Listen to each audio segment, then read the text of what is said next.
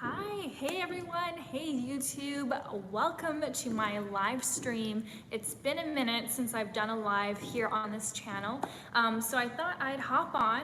I can't be on for too long because I do have an appointment that I have to go to, but just wanted to be of service to you. If you have any questions, any burning questions that you've been wanting to ask, maybe comments that you've been posting on my videos, but I haven't been able to get back to you, now is the time to ask me those questions. So I know that there are a lot of questions about Amazon FBA, what's going on in China right now, and a variety of different things. And first of all, I don't know everything. I don't have the answer to everything. I'm learning just like you, but for the things that I can help you with, I'm here to be of service. So feel free, first of all, to tell me who you are, where you're from. It's always exciting to know where everyone is from, because that's the beauty of social media, is that we can connect from all over the world and we can all be live, do a video like this. It's just like to think about how we have this piece of technology and how we're able to be live and be with each other even though we're like thousands of miles away. It's just mind-blowing. So please share with me where you're from. I always love to know. I'll give some shout outs here. We've got Larry from New Zealand, hey. We've got Thermelina from the UK, very beautiful name. We've got someone from Puerto Rico, San Jose, California, hey. Ronnie from Houston, Texas. Itina from Georgia. We've got Yahye from Morocco. Awesome. We've got Michael from Montreal. Got Jazzy. Awesome, awesome, awesome. So cool. Stephen from England. Sam from Saskatoon. Victoria from British Columbia. Venezuela. All over the place. This is so amazing. So first of all, thank you guys for being a subscriber, for following my channel. I really do appreciate it. It's really cool to know that you guys are receiving value from the content that I create, that you guys are benefiting from the videos that I put out there. Because yeah, it does take some effort and some work, and so it's always really rewarding to know that you guys are benefiting from the content that I put out there. And also know that whenever you post a comment or you have a question, if I'm not able to get back to your questions, sometimes I take those questions and I turn them into videos. So if you have like those burning questions that you want answers to, please comment on my videos, because yes, maybe sometimes I won't personally respond to your comment, but my team will notify me about that comment, and I might create an entire video dedicated to answering that question. So that's how I create the content on my channel. It's like the questions that you guys have. So when you comment, when you engage with me, that's going to help both of us. So let's dive into questions, because I don't have that much time. I'm going to try and answer the questions that are going to be most relevant to everyone. So I might not be able to get to everyone, but I will try. All right.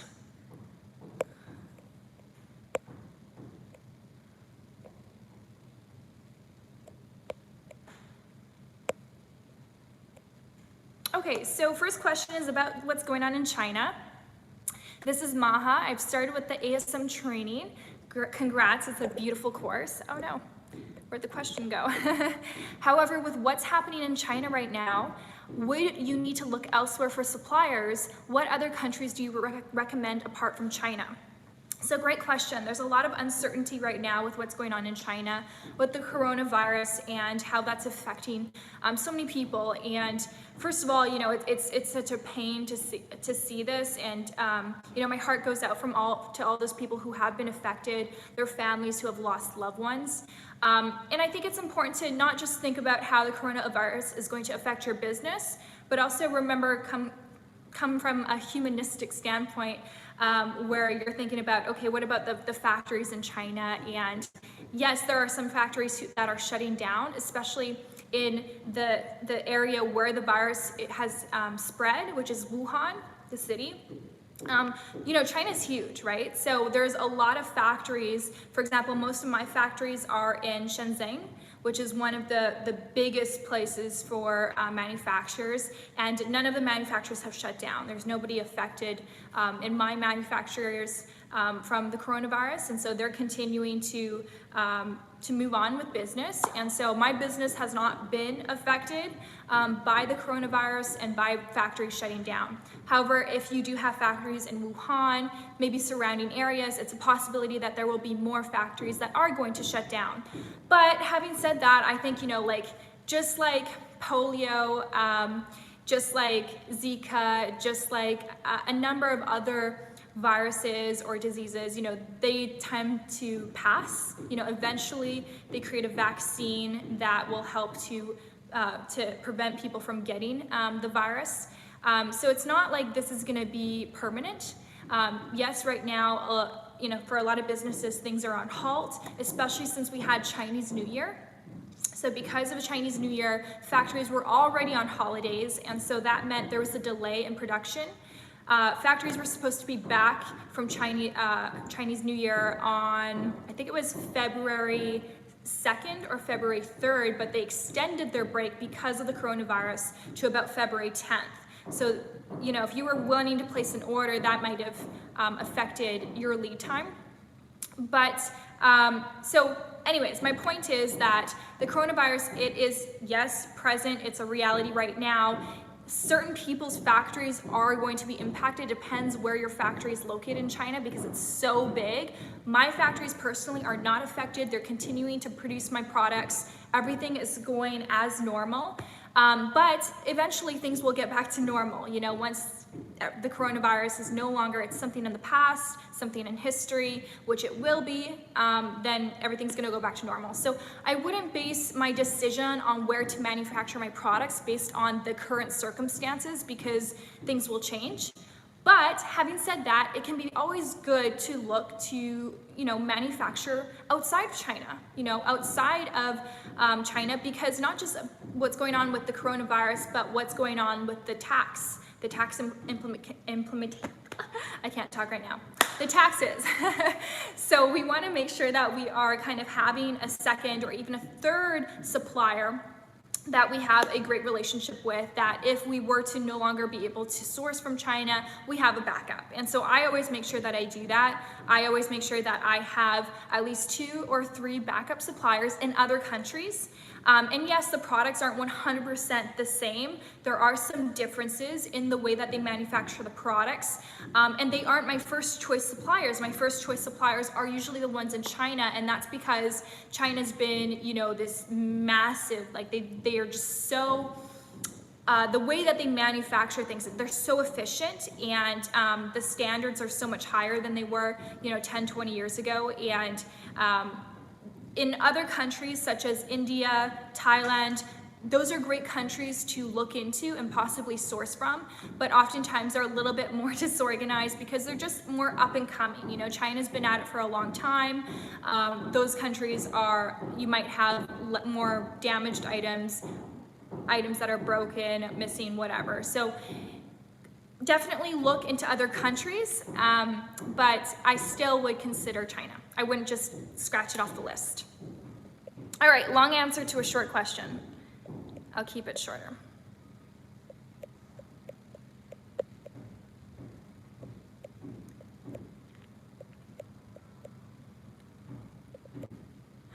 Okay.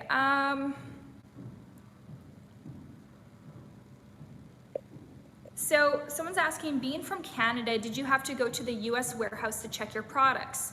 So because I'm Canadian and I was selling on Amazon.com in the US, I did not go to the US to check and inspect my products. I did not have my products shipped from my manufacturer to my place in Canada because that would have just costed me too much money to ship the products from China to Canada, from Canada to the US. It doesn't make sense. So instead, what you want to do is you don't need to personally check the products yourself. You can hire a third-party inspection agency in the manufacturer's country. So for example, you could hire one in China, in the city that your manufacturer is located. Because if you hire an inspection agency outside of the city where your manufacturer is located, then you might encounter just more expenses because they'll charge you for their transportation.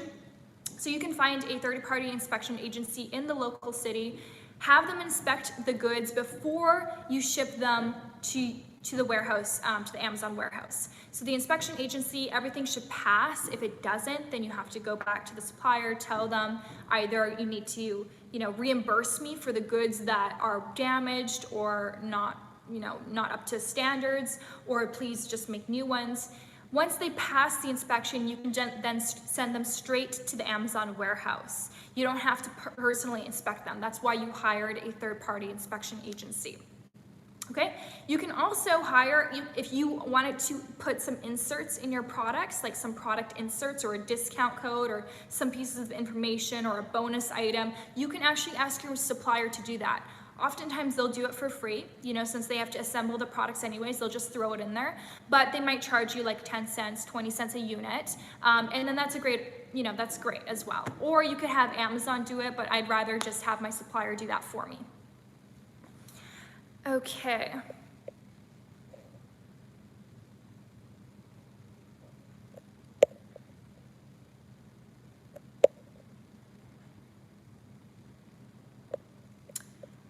Whew, lots of questions. I don't even know which one to pick.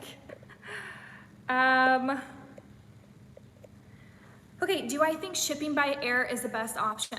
So shipping by sea, shipping by air, I do have a few videos about this. I would recommend that you check them out. By the way, guys, if you have any questions about anything, go to my channel and you can search for videos on my channel. So you can type in, for example, air shipping or shipping, and you'll see all the videos I have, because oftentimes I will go into detail when I create an entire video answering that one question. So just to summarize, air shipping and sea shipping, obviously you're gonna get a better bang for your buck when you ship by sea, but it just takes a long time to ship that inventory. And when you're a new seller, you kind of just want to get the ball rolling. And you also are probably ordering a very small quantity of items with your first order, because it's a brand new order. You have not yet proven your concept. You don't want to be ordering thousands of units of a product that you've never sold before on Amazon. So with your first order, it's usually a smaller quantity. So to ship by air, yes, it's going to cost you more per unit than you would if you were to ship by sea,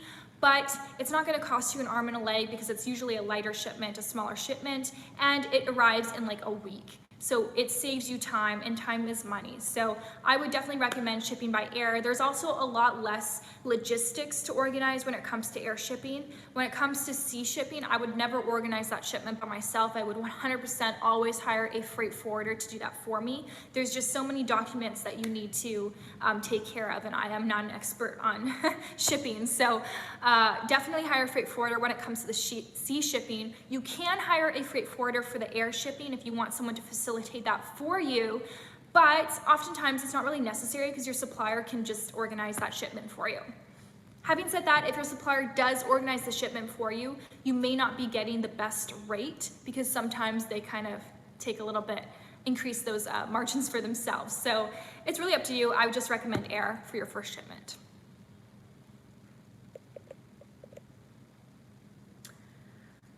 Would you recommend attending SellerCon if by the time I go, I will only have recently launched my product? Or would it benefit me better to go next year once I have experience and have gotten sales? So for those of you who don't know, SellerCon is one of the biggest e-commerce events. It's usually held in either San Diego or Vegas, and I've attended this event 5 times. It's an amazing event. And it's so great because you get to be around like-minded people who are also Amazon sellers, and you also just learn these amazing strategies that are hot off the press, brand new, and you get fired up and you get excited to build this business. It becomes more of a reality. And I will say that, when I first started my business, like many of you, I didn't have like family and friends who were in this industry, and it was kind of like, yeah, I'll give it a try, see what happens, but I wasn't really having super high expectations. And it wasn't until I went to SellerCon, this event, this in-person event, where I actually met other people who were like in the same position as me, who were in this business, who were taking this course, and it became more of a reality. I was like, wow, this is legit, this is not just you know, for a handful of people. This is for everyone, all sorts of people, and people are of all different levels. So there are people who have not yet picked their product. I would say actually a majority of people there have not yet picked their product. There are people who are already seven-figure sellers, you know, so there's something for everyone there. So I would definitely encourage you to go, because for me, it was like, when I went, that was when I really got excited about this business, and I took it up to the next a notch and to the next level. So if you can go, go. However, it's not like, you know, the best. You know, if you are tight on money right now with your business, the best use of your money is going to be in your business, in your inventory, in your marketing. So if you can't spend the $500 or however much the tickets are, and you know, that money could be spent in your business, I would probably do that first, and then next year go to the event. But if you have more cash at your disposal, then it's a great event for sure. I will link information about SellerCon down below in the description of this video. I will link like the page and all that stuff. And also, if you guys want to attend SellerCon, you can use my coupon code, which is Tatiana. It gets you 20% off your ticket. So it's a really good deal. Okay, sun's getting in my eyes.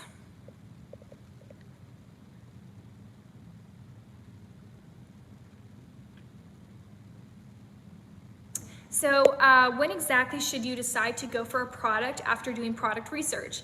I found a product that has demand and not a huge amount of reviews, lightweight, etc. Should I go for it? Yes. You know, I don't know your particular situation. I don't know what that product is. I can't give you a specific advice on that product, obviously.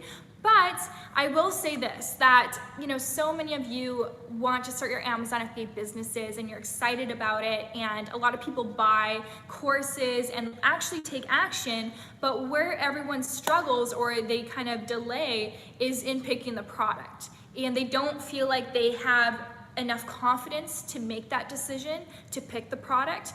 But I'm telling you that, you know, just go for it, because otherwise the time will go by. You know, you'll spend months and months and months waiting for that perfect product to, you know, come out, and there's no such thing. There's no such thing as perfection. There's no such thing as a perfect product. So if you found a product that is, you know, by the research that you've done, you know, you have confidence in yourself, the fact that you know what you're doing and you can make an educated decision because you have taken a reputable training program, you know what the criteria is for finding a product, then just go for it. You know, don't waste any more time and just pick the product and go for it, because at the end of the day, your first product, most people with their first product that they sell on Amazon, it's not like it's a product that makes them millions of dollars. You know, maybe 1% of people that happens to, where they get lucky with their first product or they find something that's just extraordinary.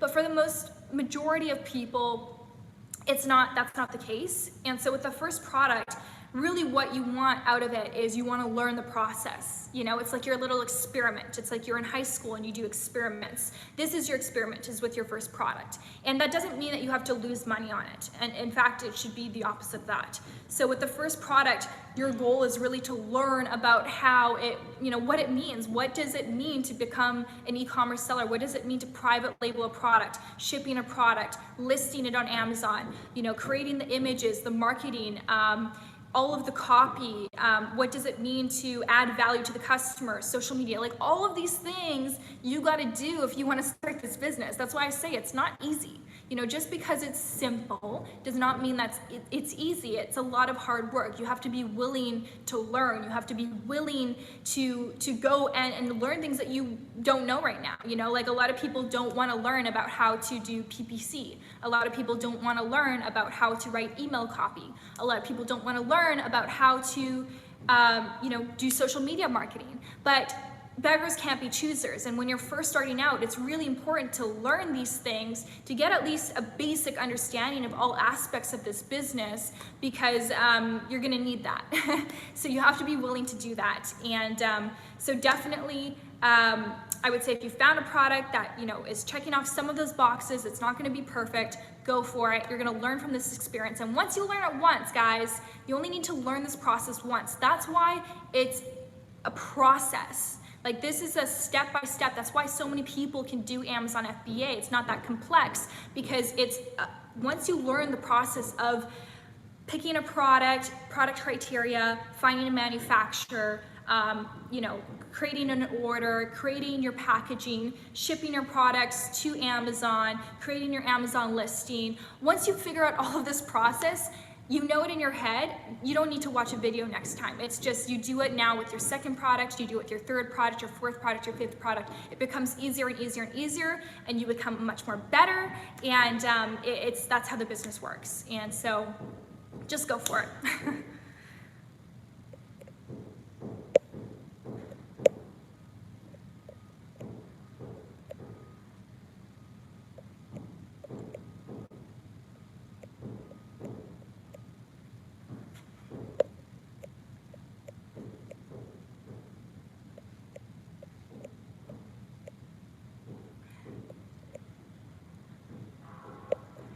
So Mo's asking, what would you recommend to get over procrastination to start a business?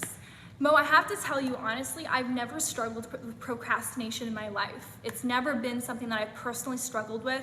So to some degree, I can't relate to that, and I might not be able to give you the answer that you want. But I will say this, is that when you are excited about something, like for example, let's just say you're pursuing a woman and you just met her and you just are just falling in love head over heels. You're excited to see her, you're excited to text her, you're excited to get on the phone with her because it's exciting. You love the process. It's the same thing with business. When you are excited about what you're doing, that's why passion is a great tool. When you're excited about what you're doing, you don't have to be told to do it. You just go ahead and do it. And with my business, I was just excited to be fortunate enough to be in a position where I can learn about building a business like this. I didn't have super high expectations about what I was going to create, but the idea of creating something excited me. And so I was never struggling with procrastination, because in my mind I said, what if the possibility of this, what if I work hard, for the next 6, 7, 12 months, and at the end of this year I could, maybe make a couple $1,000s a month. What if that was a possibility? What if I could make enough money where I could maybe quit my job working as a server at a restaurant that I really don't like? That's exciting. I want that. And when that became a possibility for me, you are sure as hell I worked my ass off, and I didn't struggle with procrastination because I had a vision and I had goals, and I believed that if I worked hard enough and I stayed consistent and I was open to learning new things, that I would be able to achieve that. And so for me, it's really important to have a vision and to get clear on what you want and to have belief.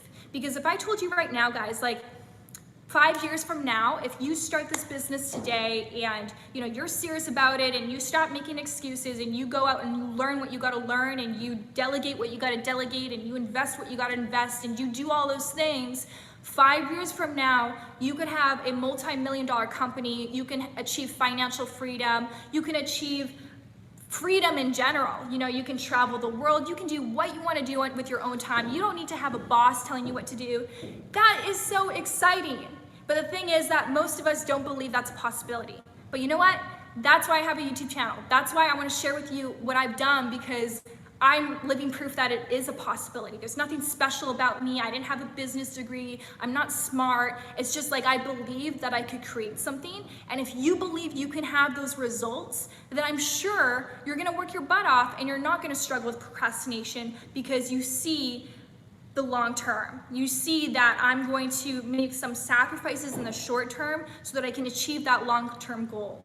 So I would, for me, that's all it is. It's that's how it is with everything that I do when I'm excited about anything that I do in life. I eat really clean, I eat really healthy. People ask me all the time, Tatiana, how do you stay so fit? How do you stay healthy? Well, it's because I'm excited about the body that I can create. And yes, it means that I'm not going to always cave into my food cravings. It means that I have to have certain standards.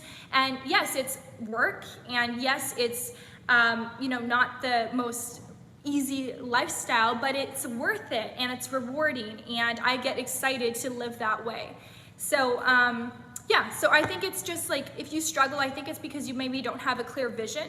Maybe you don't have enough belief in what's possible for you. So maybe gather some references, find other people who have what you want, who have achieved what you want to achieve, and learn from them and consume yourself with their content and their stuff. Whatever you consume is going to reflect in what you're living your life. If I'm listening every day to podcasts and videos and reading books about health and fitness, you're gonna be sure that I'm not gonna be eating a Snickers bar at the end of the night. I'm gonna be living a healthy lifestyle because I'm consumed with that. So if you want to build a business, you should consume yourself with everything business. Okay, what time is it? 'Cause I gotta get going. I can't see the time on this thing. Anyone know the time? Anyone know the EST time? Okay, a couple more questions here.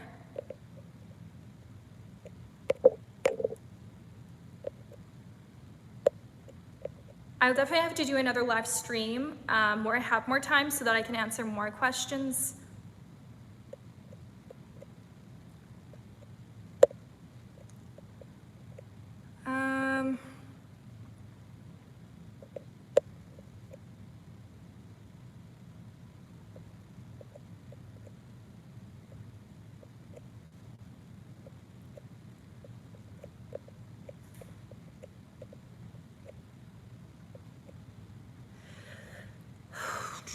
Okay, I'm just gonna pick one because I'm not sure. Okay, I can't wait to start Amazon FBA, but I have to make sure my financial situation is good first. When I have money and no debt, then I can really commit to the business. Would you agree? Yeah, I think that's a smart and intelligent way of approaching business. There's two types of people, and this is the thing, and a lot of people ask me, Tatiana, do you think I should take out a loan to start this business? And it's such a hard, I can't give you that answer. I don't know you personally. We are virtual right now, and I don't know what your habits are like. And so you know you best, you know your history, you know your habits, you know how you deal with money. Some people are really great at saving money, some people are really great at spending money. And so it depends on you personally. I will say that, for myself personally, I don't feel comfortable to take out loans to start something new. I'm very conservative about my approaches with business, with investing, with anything like that. And so for me, people ask me all the time, Tatiana, how did you come up with the money to start this business? And it's so funny. Sometimes I read comments on YouTube and people are like, oh, she probably got she probably got a loan, or she probably took out credit card debt, or she probably got a loan from her boyfriend. But it's like the most obvious answer has not been said, which is I worked hard, I saved money, and then I invested that money into the business. Like, isn't that how it should be? It's going to a job. If you gotta work 3 jobs, work 3 jobs. Work hard, earn your money, and then invest into a business. For me personally, I don't like the approach of, well, I can't afford to start this business right now, so I'm gonna take out debt so I can start the business. For me, I'd rather just say, okay, I don't have the money right now, my financial situation is not great. I have to first see, why is it that my financial situation is like this? Is it because of my spending habits, or is it because I'm not bringing in enough money? And how can I improve the current situation? Because let me tell you, if you've got issues with your finances right now, when you're making money, those issues are just going to get bigger, right? So you got to really figure that out right now.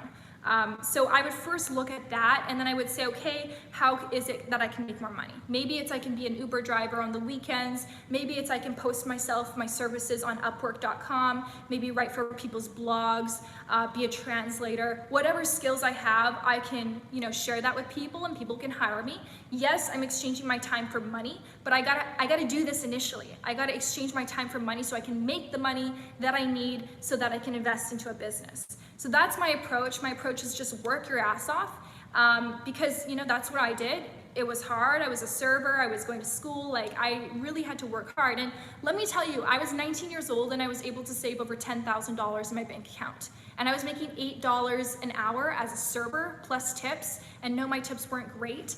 I just worked really hard and I just saved money. And so when my friends were going out and getting their nails done, getting their hair done, going shopping, going to restaurants, drinking after work at the bar, like I never did any of that stuff. Okay, and so there's ways that you can cut back on expenses. So I would first explore that and figure that out before you consider getting a loan, because debt can work to your advantage if you know how to manage money. Again, it comes down to your money management skills, but it can kill you, because debt can suffocate you. Those interest rates, it can be so draining to work so hard every day, and all that you worked for is going towards the interest that you're paying out on that debt. So I would advise, I'm not going to advise you anything, but that's my approach. However, I do know people who have taken out loans to build a business, and it has worked out so well for them, and they've become so successful from that. But it again depends on your individual situation. Okay, one more question.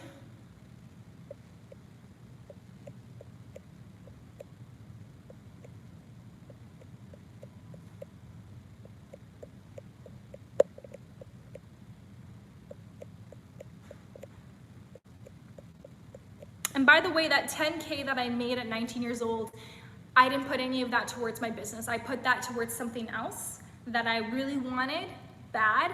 And when you really want something, guys, if you really want something, you can find a way to come up with the money. I wanted something bad enough that I found a way to come up with the money. And with my actual business, my Amazon business, I started that with $300. And people ask me today, how did you start that with $300? Because it was 5 years ago. You know, times have changed. You can't start that same business with $300 today. I started it with $300. I picked a very small, lightweight product that costed me 20 cents a unit. Most people nowadays are buying products that are $5 a unit. So you can do the math and you can see how that worked. Okay, last question. I'm starting to sweat.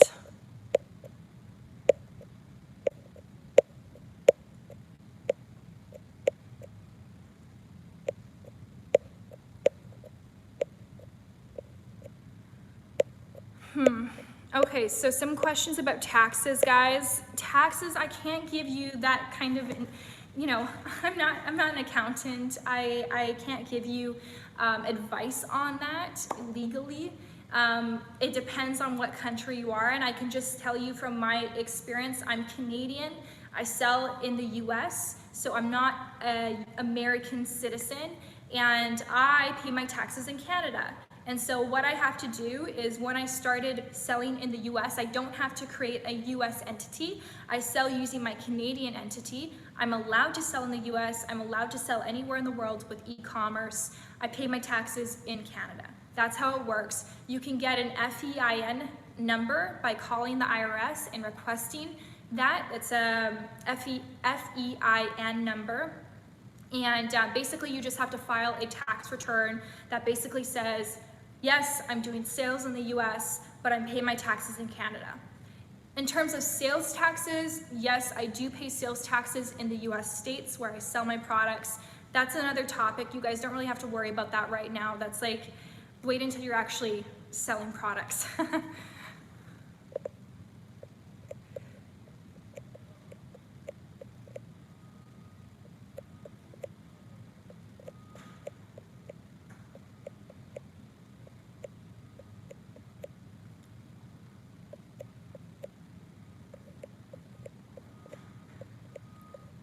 Okay, last question.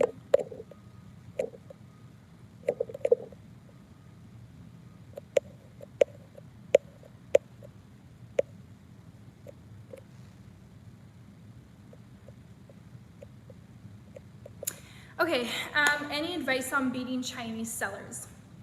So this would be my advice, is when you're first looking to source a product. For those of you who don't know, right now what we're seeing on Amazon is that we're seeing an influx of Chinese sellers who are listing their products on Amazon, and they are selling their products at a very discounted rate. And so basically it becomes harder for us third-party sellers to sell our products at a competitive price, because obviously, you know, they can sell it for so much cheaper. And so they end up we end up in this pricing war where they always have a cheaper price and it becomes hard to compete. So if you are seeing that, it depends on what niche you're in, okay? So that's where the key is like, what niche are you in? Right now, like, the products that a lot of these manufacturers are sourcing and selling on Amazon, they're very simple products. So it's like plastic containers, Tupperware, or water bottles, or like very simple, basic products, almost like commodity type products that you don't need to build a brand around. So if you think about it, okay, what kind of product could I source that they would have a much harder time to sell on Amazon? So when I think about that, I think of products that have to be sourced in the US. So for example, products like supplements, topicals, any kind of like health products, maybe food, pet products, kids stuff, like things like that you probably would want to source in the US and not overseas. So that would give me a bit of a competitive advantage because that makes it harder for them to enter that market. Also, I would think about, what products could I source that require building a brand? Because these sellers in China, these manufacturers, they just throw the product on Amazon and that's it. They don't care about building a brand. They don't do any social media. They don't do any kind of marketing. They just throw the product on Amazon. They make it the cheapest price and that's it. And so that actually is good for you because they're not really doing that much work, So it becomes easy for you to come in if you get a good training program. That's why I always tell you guys to get a course. I really recommend getting a course to teach you what to do. And with the knowledge that you acquire from this course, you can now create an amazing Amazon listing, create an amazing value. That's the key, is you have to create a lot of value. So when you add more value than your competitors, you will always win. And so adding value means serving the customer. So do more for the customer than what they're doing. So that might mean, making the value of the product better. Maybe it's adding a bonus, but even aside from that, maybe it's the social media, maybe it's creating a community, maybe it's all the external stuff, the stuff off of Amazon that a lot of people don't want to do because they want to take the easy route. You can take the easy route on Amazon, just pick a product, throw it on Amazon and sell it, but you're not going to be as successful as those people who are willing to go the extra mile. So if you're willing to go the extra mile and do all the stuff that you got to do outside of Amazon, that's how you build a real brand. And when you build a real brand, you build something that is sustainable, you build something that becomes an asset, you build something that is no longer going to be dependent on Amazon. You can take that brand, that product, and you can sell it on your own Shopify store. You can diversify. And that's why I really believe in building brands. And I think long-term, that's the most sustainable option. For myself, I launched 2 other products on Amazon before I started building a brand with my 3rd product. And with the 2 products that I launched on Amazon, they did well, they had some sales, but I wouldn't have really been able to stay competitive long-term. And I think that the reason my 3rd product was so successful is because I actually decided to build a brand. And deciding to build a brand, again, it's that extra work. It's that extra, okay, I gotta do the social media, I gotta do this, I gotta do that. And you have to be willing to learn how to do those things. And that's the thing, is most people just say, I don't know how to do it. I don't know how to do that. Okay, well, figure it out. Learn how to do it. Outsource it. Hire someone to do it. Go get a course on PPC. Go learn how to, we have access to this thing called the internet where we can learn so many different things. And so there's just no more excuses. So that is my advice. I gotta go, guys. Thank you for joining me on this live stream. I'll definitely do more live streams, that I have more time, and try and answer a variety of different questions. Make sure you hit the bell notification so that you get notified when I do go live next time, so you don't miss me. You'll get a little notification on your phone, and if you're free, you can just tap it and you can say hi. And yeah, look forward to chatting with you soon. Bye, guys.